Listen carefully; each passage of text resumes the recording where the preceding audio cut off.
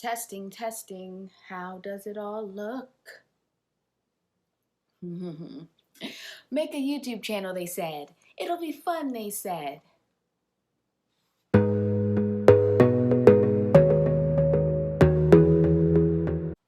In today's video, I'm going to explain what it means to date like a man, why women should do it, what's at stake if you don't, and how to go about it.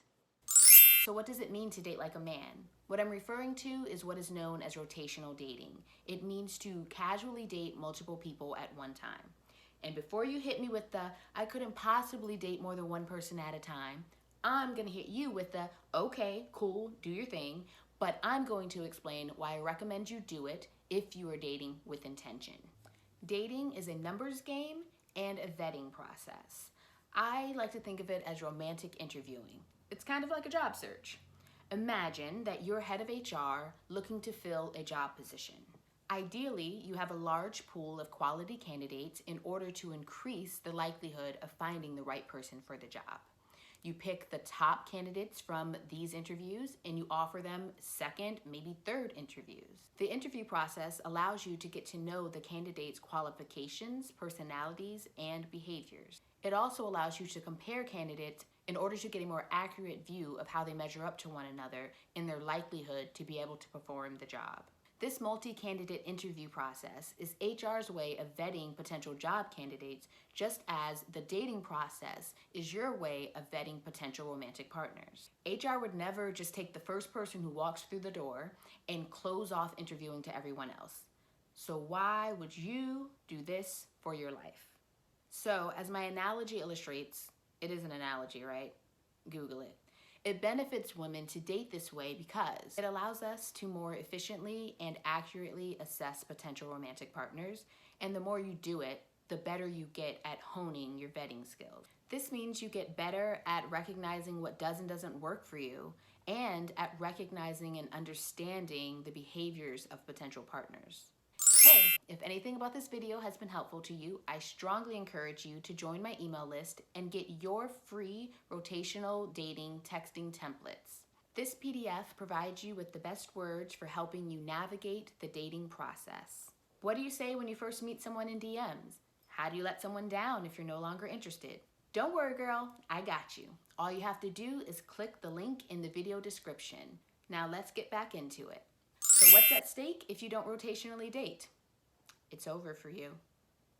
No, but your dating process will likely be more frustrating and more risky. You'll be more at risk of forming premature or inappropriate emotional attachment to someone who isn't right for you. Spending too much time and energy on one romantic prospect at a time before you truly know they are a good fit for you is bad life business. If you're dating with intention, meaning you're dating with a particular end goal in mind, you don't have the luxury of investing time, energy, and financial resources in one romantic partner only to find months down the road that they aren't the one. Now that you're all in on this rotational dating thing, let's talk about how to do it. I present to you best practices in rotational dating. No exclusivity in the DMs, or the text, or on WhatsApp, in the messages. So, to rotationally date, to avoid being overinvested in one person, do not get exclusive in your DMs. When somebody messages you on a dating app, or you meet someone in person and you guys are texting, or you talk to them on the phone, any form of communication, stop getting exclusive right from the start. Meaning this idea of, I can only talk to one person at a time. That is not true.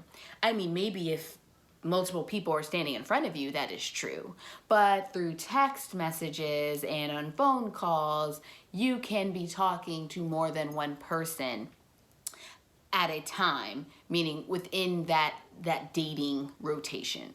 So stop getting exclusive in the communication right from the start. Stay on the up and up. This means be honest and upfront about the fact that you are casually dating people, that you are dating rotationally, that you are dating multiple people in order to come to understand who is the best fit for you to date exclusively.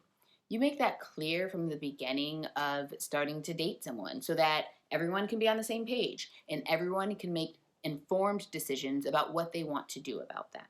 What you will often come to find as a woman, if you're dating men, is that many of them are also doing that. Most of them are also doing that. They're all also doing that. Okay, maybe not, but mostly, okay? Mostly.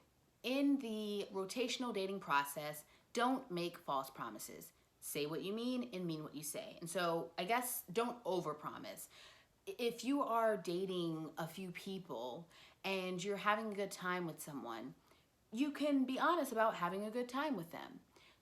There's no need to take it to the extreme of like, oh, you're the best person that I've met.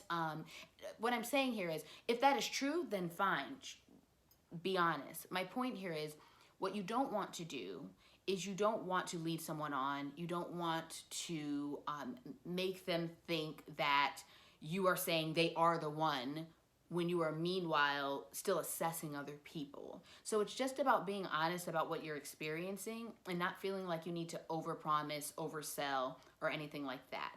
Because if you decide that they're not a good fit for you, then you want to be able to say that to them from a place of not having, giving them all these big ideas of what you felt for them.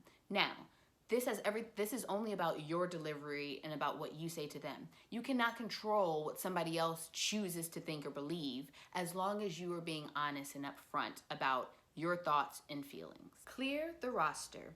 Use that rotational dating text template that I mentioned just a couple of minutes ago to communicate with people if you are no longer interested. So clearing the roster is, as you're rotationally dating a few people, you're going to be vetting, you're going to be determining who works for you and who does not. They'll be determining that as well in terms of you. And at any point, it is fair and appropriate for either person to no longer be interested. And what you want to do is express that respectfully, honestly, and kindly. So clear the roster. That is a part of rotational dating, is noticing, okay, I'm interested in this person, I'm not interested in this person, and then being able to relay that information to them. And finally, exclusivity happens after a conversation, meaning a decision for two people to date exclusively, meaning they're only dating one another, which I want to be clear is not the same as a committed relationship. Conversation for another time. But for two people to date exclusively and decide they only want to go out on dates with one another, that is a conversation that needs to be had between the two people so that certain things are said and understood. What you don't want to do is assume exclusivity. They shouldn't do that, you shouldn't do that. That just sets the foundation for a world of mess. Instead, you want to have clear, direct, honest conversations about what you're thinking and feeling in this dating process, what your interviewing process has come to determine for you, so that person can let you know how it is for them, and you guys can decide if you're going to date exclusively. Okay, that's enough. I'm giving you all the secrets. That's what the Date Better program is for. And if you are interested, you can click the link in the video description in order to sign up for the waitlist. Other than that, see you soon, loves. Thanks for watching, and don't forget to click the link to join my email list. See you soon. Bad life business, I say. Bad life business.